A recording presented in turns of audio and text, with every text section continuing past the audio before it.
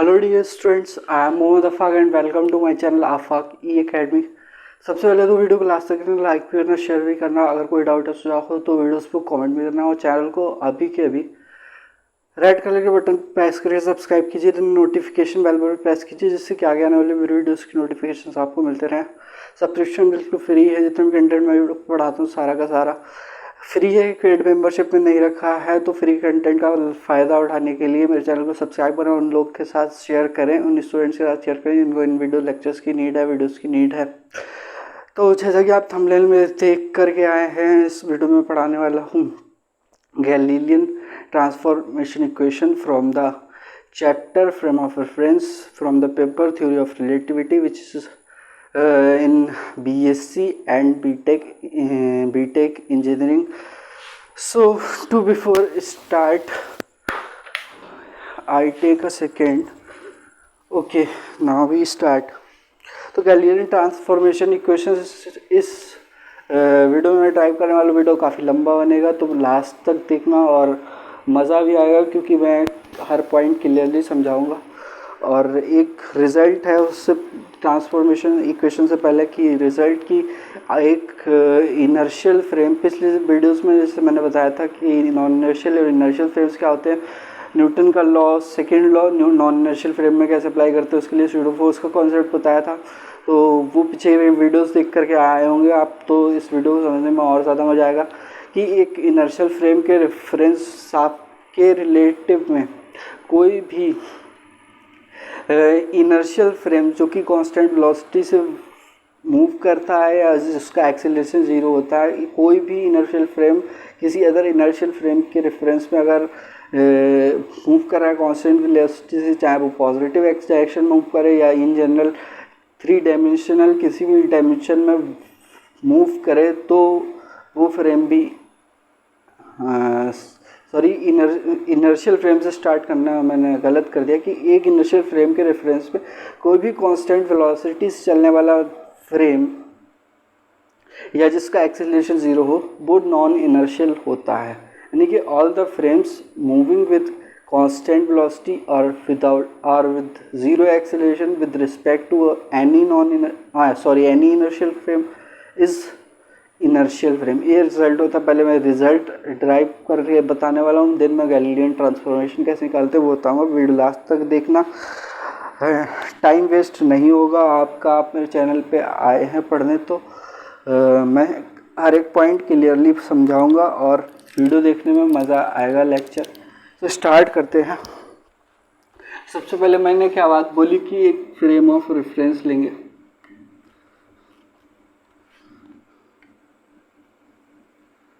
जिसमें कि तीन एक्सेस होगी, एक्स,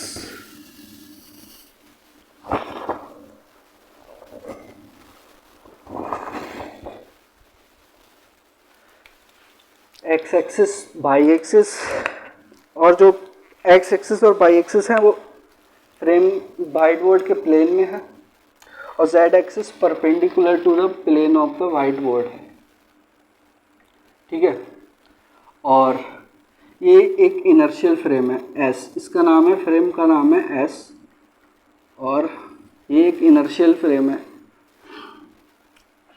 इनर्शियल फ्रेम की डेफिनेशन क्या है कि या तो उसकी वेलोसिटी ज़ीरो हो या फिर वो कांस्टेंट वेलोसिटी से मूव करे। तो ये रेस्ट में हम मैंने ये मान लिया, तो इसका एक्सेलरेशन ज़ीरो है, वेलोसिटी भी ज़ीरो है, तो इनर्शियल फ्रेम है। और एक और अदर फ्रेम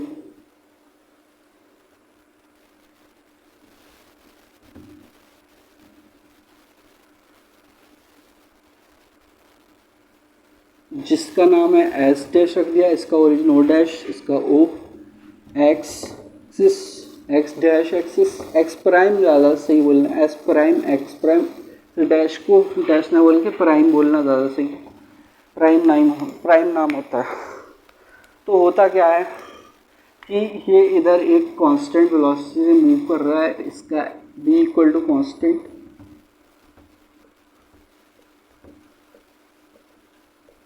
और इसका इस वजह से एक्सेलरेशन ज़ीरो। रिजल्ट क्या है कि ये इनर्शियल फ्रेम के रेफरेंस में कोई भी फ्रेम एस डैश अगर कांस्टेंट स्पीड या ज़ीरो एक्सीलरेशन से चल रहा है, तो कोई भी फ्रेम हो वो सारे के सारे इनर्शियल फ्रेम होते हैं। तो कैसे इस बात को हम प्रूव करेंगे? मान लो कि एक पॉइंट P है यहाँ पर, जैसे कि फ्रेम ऑफ रेफरेंस में आप प्रैक्टिकल लाइफ एग्जाम्पल से मैं आपको बताता हूँ कि प्लेटफॉर्म पे, रेलवे स्टेशन पे जो प्लेटफॉर्म है उस पर मान लो ये P एक जो है वो किताब की दुकान है या कोई कन्फेक्शनरी या किराने की दुकान है, कन्फेक्शनरी शॉप या किराने की दुकान है, तो वो रुकी हुई है, इसका मतलब कि वो इनर्शियल है। और ये एक रेलगाड़ी है दूसरा फ्रेम जो, और ये कांस्टेंट स्पीड से चलना शुरू करती है। और इस फ्रेम से हम दोनों फ्रेम से देखें, पॉइंट P जो है वो यहाँ पे उसकी V क्या है? 0, स्पीड रुका हुआ है। इनर्शियल की डिफरेंस से, डेफिनेशन से तो यही क्लियर बात पता लगती है कि V 0 है और एक्सेलरेशन 0 है और कोई फोर्स नहीं लग रहा है, A वेक्टर B वेक्टर, और अगर फोर्स लग भी रहा है तो रिजल्टेंट फोर्स 0 है। अब इस वाले फ्रेम से जैसे इस पॉइंट P को ऑब्जर्व करें तो ये कांस्टेंट वेलोसिटी से मूव कर रहा है, तो इस पॉइंट जो P है वो इस वाले फ्रेम से देखने पे ऑब्जर्वर अगर ट्रेन में बैठा हुआ है जो कि कांस्टेंट वेलोसिटी चल रही है, वो अगर देखेगा पॉइंट P को तो वो एक यूनिफॉर्म वेलोसिटी से पॉइंट जो है P मूव करता दिखाई देगा। यानी कि एस डैश फ्रेम से भी इसे एक्सेलरेशन क्या दिखाई देगा? 0, और फोर्स भी क्या दिखाई देगा? 0, और वेलोसिटी तो 0 है ही। तो लेकिन इस वाले फ्रेम में ये पॉइंट P चलता हुआ दिखाई देगा जिस स्पीड से ये चल रहा है, तो कांस्टेंट वेलोसिटी से दिख रहा है चलता हुआ, नेट फोर्स 0 है। तो इस फ्रेम से भी ये पॉइंट इनर्शियल, इस फ्रेम से भी ये निष्कर्ष निकलता है कि ये फ्रेम भी इनर्शियल होना चाहिए क्योंकि कांस्टेंट स्पीड से चलता हुआ दिखाई दे रहा। तो ये रिजल्ट है जो कि इम्पॉर्टेंट है कि ऑल द फ्रेम्स, ये पॉइंट हैशटैग लगा करके नोट कर लो, all the points, all the frames moving with zero acceleration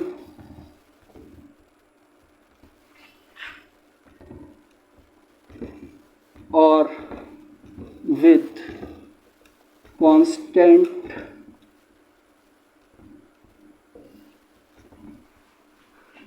और कांस्टेंट को यूनिफॉर्म भी बोल सकते हैं, uniform velocity with respect to any inertial frame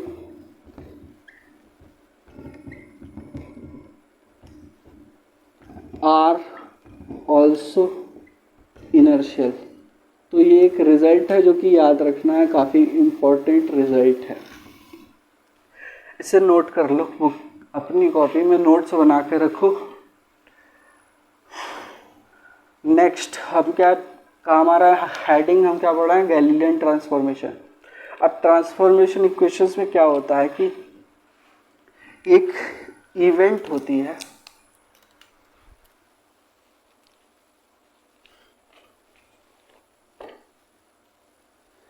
event होती है, इवेंट का मतलब जो हुआ है, इवेंट का मतलब कोई काम होना, जैसे कि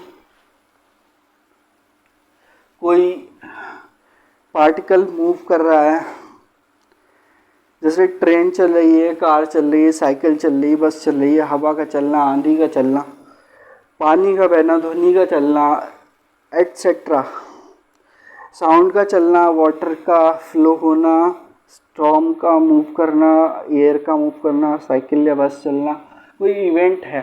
इस तरह का कोई भी काम है वो उसे इवेंट बोलते हैं। तो इवेंट को जो डिस्क्राइब करना है दो फ्रेम से, पहले P फ्रेम से, फिर S फ्रेम से, देन S फ्रेम से।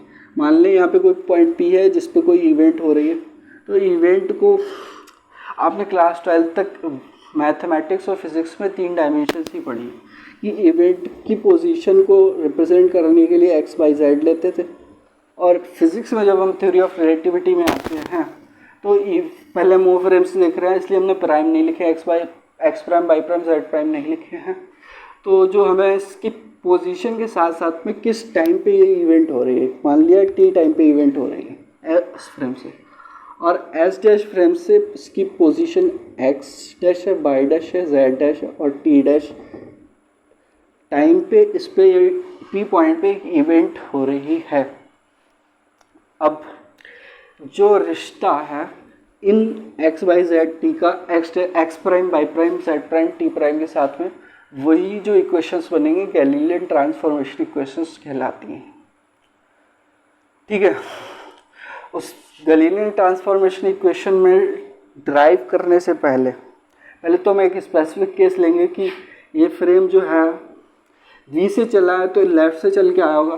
तो अजम्पशन क्या ली जाती है, कंडीशन क्या ली जाती है अजम्पशन में, कि ओ डैश ओ के बिल्कुल मतलब एक्स डैश और एक्स डैश जो है वो एक दूसरे के कोइंसाइड मतलब एक ही लाइन पे है, क्योंकि ये एक्स डैश यहाँ से ओ डैश जो है इसका पॉइंट यहाँ से मूव करके आएगा। तो एक पॉइंट में इसमें कंडीशन क्या है कि ओ डैश कोइंसिडेंट, इसे हिंदी में बोलते हैं संपाती या अध्यारोपित, कोइंसिडेंट होते हैं, ओ डैश कोइंसिडेंट होते हैं। तब हम गैलीलियन ट्रांसफॉर्मेशन इक्वेशन, जिसमें हमने एक स्पेशल केस लिया है कि इसमें जो वी एक्स इक्वल टू है वो नॉन ज़ीरो है, एक्स डायरेक्शन में चल रहा है और बाई डायरेक्शन में वेलोसिटी ज़ीरो है और जेड डायरेक्शन में भी वेलोसिटी ज़ीरो है। पहले हमने स्पेशल केस लिया एक्स डायरेक्शन में जब मोशन हो रही है। नेक्स्ट जो हम फार्मूला ड्राइव करेंगे उसमें देखेंगे कि तीनों डायरेक्शन में जब वेलोसिटी होगी तो क्या होगी, तीनों डायरेक्शन में जो वेलोसिटी होगी वो तो इक्वेशंस क्या होंगी। पहले इसके केस के लिए करते हैं। देखो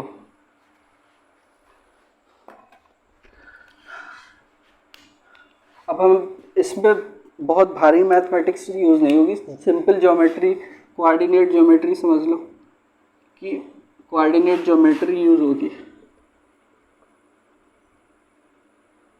पॉइंट पी की पोजीशन, ये पोजीशन वेक्टर हो गया, इसके कोऑर्डिनेट एक्स वाई जेड है और यहाँ से पोजीशन है x dash by dash ex prime by prime Z prime. और स्टार्टिंग में टी के लिए ओ डैश जब ऊपर था तो ऊपर भी ज़ीरो बज रहा होगा और ओ डैश भी ज़ीरो बज रहा होगा, ये कंडीशन है।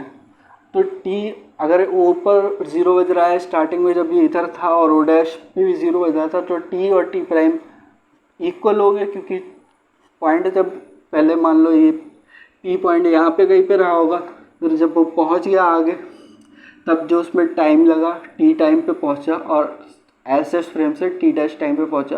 क्योंकि दोनों में स्टार्टिंग में ओ डैश पॉइंट कंडीशन है कोइंसिडेंट थे, संपाती थे, तो इससे निष्कर्ष निकलता है कि सेम टाइम में पॉइंट पी जो है वो पॉइंट पी के जो है वो इवेंट जो है पॉइंट पी पे हो रही है वो सेम टाइम में होगी। तो टी और T dash T prime equal होंगे और बाई जेड और जेड डैश का क्या रिलेशन होगा, एक्स और एक्स डैश का क्या रिलेशन होगा। तो अगर हम इसे नापें कि ये वाली डिस्टेंस ज्योमेट्रिकली x है और अगर हम ये वाली डिस्टेंस निकालना चाहें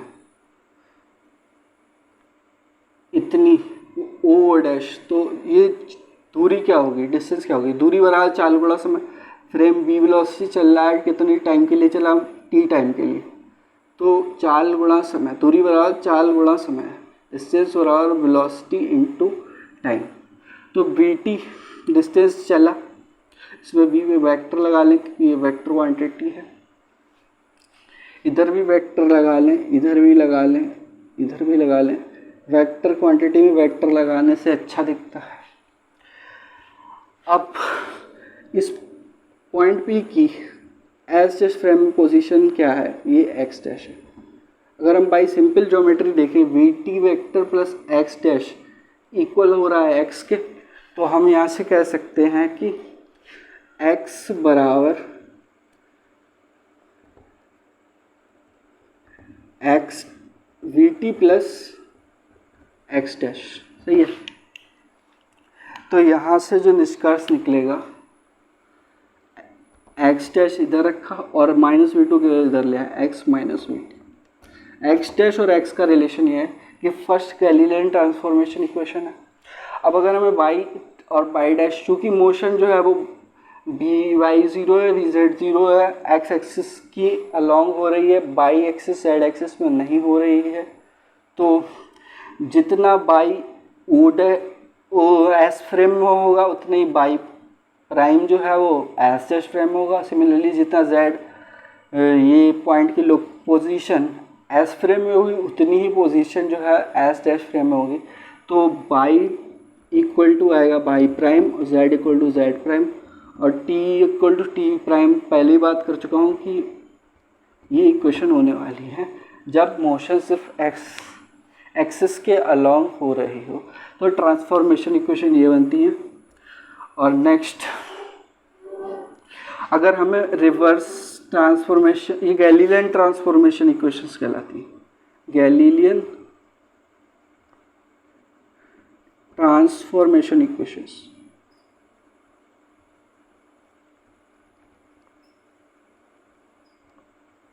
और ये वैलिड कब होती हैं? जब लो वेलोसिटीज़ होती हैं, जैसे कि सामान्य जीवन में जनरल लाइफ में ट्रेन का, कार का चलना, साइकिल या बस का चलना, एयर का चलना, स्टॉर्म का चलना, वाटर का फ्लो होना, साउंड का मूव करना एट्सेट्रा, जो लो वेलोसिटीज़ होती हैं उसके लिए गैलीलियन ट्रांसफॉर्मेशन इक्वेशंस लगती हैं। और जब लाइट की स्पीड से थोड़ी कम स्पीड पे हम वर्क करते हैं देन लॉरेंज ट्रांसफॉर्मेशन इक्वेशंस लगती हैं।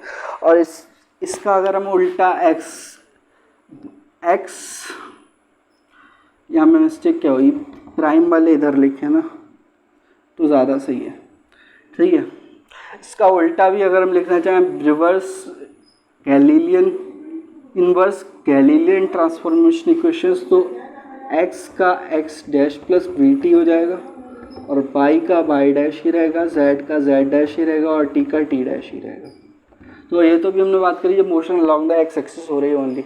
अभी हम नेक्स्ट बात करने वाले हैं, बताऊंगा फिगर कि जब S dash frame x axis के अलॉन्ग ना मूव करके 3 डायमेंशन में जिसमें वी वाई ज़ीरो ना हो, वी जेड ज़ीरो ना हो, वी एक्स पी ज़ीरो ना हो, मूव करे, तब गैलीलियन ट्रांसफॉर्मेशन इक्वेशंस कैसे लिखी? इधर बाई के साथ में कुछ आएगा, जेड के साथ में कुछ आएगा, बट टी डैश हमेशा टी के इक्वल आएगा गैलीलियन ट्रांसफॉर्मेशन इक्वेशंस में। तो अभी आगे मैं नेक्स्ट करवाने वाला हूँ 3 डायमेंशन के लिए। तो अभी के लिए जो है एक डायरेक्शन के लिए ये जो इक्वेशंस आ गई हैं इन्हें याद कर लें, और नेक्स्ट वीडियो काफ़ी लंबा हो जाएगा। तो अभी जो है नेक्स्ट वीडियो में इसी का जो सेकंड पार्ट है कि 3 डायमेंशन में जब मोशन होगी तब गैलीलियन ट्रांसफॉर्मेशन इक्वेशंस कैसे आएंगी, और ये एक रिजल्ट है काफ़ी इंपॉर्टेंट, इसे भी याद रखना है। तो वो इक्वेशंस कैसे आएंगी वो मैं आगे डिराइव करके बताऊंगा। पहले फर्स्ट मेथड से बताऊंगा, देन वेक्टर में जो क्लास 12th में आपने मैथमेटिक्स में पढ़ा, क्लास 11th में सेकेंड चैप्टर है जो वो उसमें भी पढ़ा है, तो उसके जो vector law of addition of triangle वाला होता है वो वाला लगा करके हम इन इक्वेशंस को प्रूव कर लेंगे जब मोशन 3 डायमेंशन में। तो अब आगे भी वीडियो में बताऊंगा। तो अभी हम आगे की वीडियो में इसी टॉपिक को कंटिन्यू करके मिलेंगे आपसे। अभी वीडियो बाकी है, आगे तक देखें, आगे का वीडियो देखें।